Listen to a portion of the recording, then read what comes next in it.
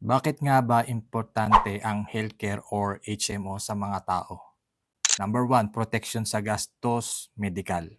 Kapag nagkasakit o naospital, malaki ang gastos. Ang HMO ang sasalo sa bayarin para hindi maubos ang ipon o malubog sa utang.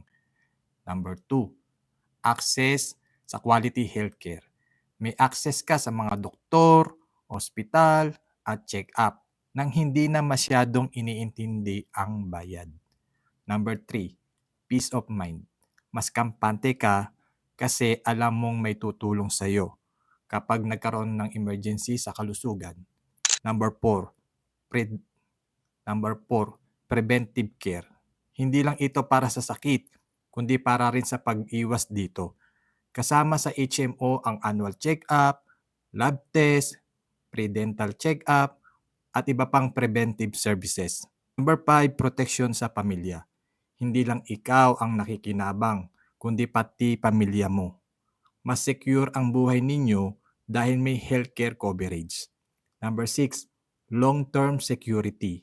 Habang tumatanda tayo, mas nagiging mahalaga ang healthcare. Ang may HMO o long-term healthcare ay mas handa sa hinaharap. Tandaan, kung may pera ka para sa luho, dapat mas meron kang budget para sa kalusugan. Dahil ang gastos sa hospital, minsan isang araw lang yan.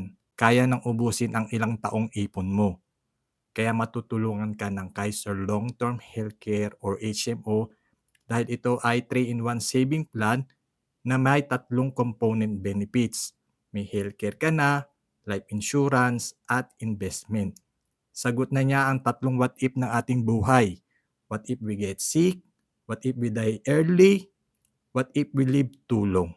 Kaya si Kaiser ay nasa kanya na lahat.